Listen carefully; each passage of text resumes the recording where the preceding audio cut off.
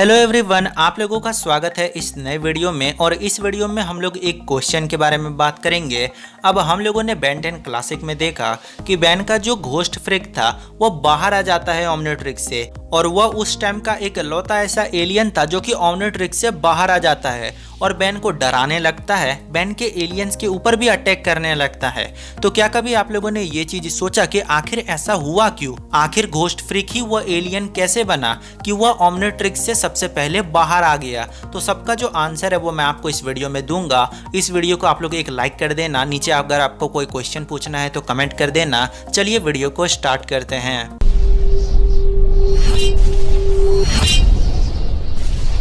अब सबसे पहले आप लोग ये चीज को जान लो कि घोस्ट फ्रिक का जो डीएनए है वो ओमनिट्रिक्स में कभी भी डाला नहीं गया था। आप लोगों ने जो देखा कि बेन जो है वो ओमनिट्रिक्स का यूज करता है और वो घोस्ट फ्रिक में ट्रांसफॉर्म हो जाता है, उसका पावर यूज करता है, पर घोस्ट फ्रिक का जो डीएनए है वो ओमनिट्रिक्स में कभी भी डाला नहीं गया था। एजमत के बारे में तो आप लोग जानते होंगे, जिसने ओमनिट्रिक्स को बनाया। एजमत की एक असिस्टेंट थी जो कि मायक्स थी, जो कि विलगेक्स के स्पीसीज में आती थी। तो वह जो है एजमत के लिए काम करती थी।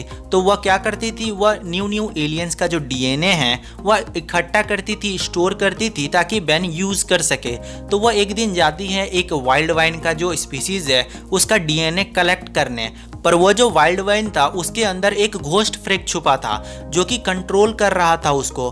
तो जब मायक्स ने उस वाइल्ड वाइन का डीएनए स्टोर किया तो उसके अंदर इनडायरेक्टली घोस्ट फ्रिक का डीएनए भी आ गया, जिस वजह से बेन जो है वह घोस्ट फ्रिक का भी पावर यूज करने लगा। पर क्योंकि ये जो डीएनए है वो पूरी तरीके से कंप्लीट नहीं था, पर उस वाइल्ड वाइन को घोस्ट फ्रिक ने अपने वश में किया था, तो जिस वजह से घोस्ट फ्रिक का भी थोड़ा सा डीएनए आ गया तो बेन ने यूज किया। पर यूज करते करते वो जो डीएनए है वो डैमेज हुआ, जिस वजह से घोस्ट फ्रिक जो है वो ओमनिट्रिक्स से बाहर आ जाता है और वो बेन को परेशान भी करने लगता है। वो एक जिंदा घोस्ट फ्रिक बन जाता है और घोस्ट फ्रिक वो फर्स्ट एलियन था जो कि ओमनिट्रिक्स से भागने में सक्सेसफुल हुआ था, क्योंकि ओमनिट्रिक्स में उसका पूरी तरीके से डीएनए स्टोर नहीं करा गया था। तो ओमनिट्रिक्स को भी ये चीज पता नहीं चला कि ये डीएनए आखिर में है या नहीं, जिस वजह से बेन जब भी ट्रांसफॉर्म होता था वो डीएनए मिक्स नहीं होता था, जिस वजह से बेन को जो है वो घोस्ट फ्रिक कंट्रोल करने लगा था। इसीलिए जो घोस्ट फ्रिक है वो ओमनिट्रिक्स से भागने में सक्सेसफुल हो गया। और जब घोस्ट फ्रिक ने अपना ओरिजिनल रूप दिखाया जैक स्केयर का, तो बेन ने जैक स्केयर के साथ भी लड़ा और जैक स्केयर को डिस्ट्रॉय कर दिया।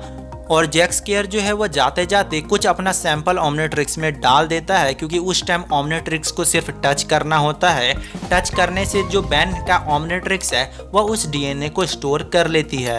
इस तरह हम लोगों ने विज वुल्फर को भी देखा था कि उसने सिर्फ स्क्रैच किया था ओमनिट्रिक्स में और ओमनिट्रिक्स में उसका डीएनए आ गया था। तो इस तरह से घोस्ट फ्रिक ने कुछ किया होगा जिस वजह से उसका जो डीएनए है वो एंड टाइम तक भी ओमनिट्रिक्स से जुड़ा रहा। तो ये है गाइस इसका एक कंप्लीट आंसर। मुझे आप लोग कमेंट करके बताना कि क्या आपको यह न्यूज़ पता था कि नहीं। और अगर आपको इस तरह के और भी इंटरेस्टिंग वीडियोस चाहिए तो चैनल को सब्सक्राइब करके बेल आइकन को प्रेस कर देना।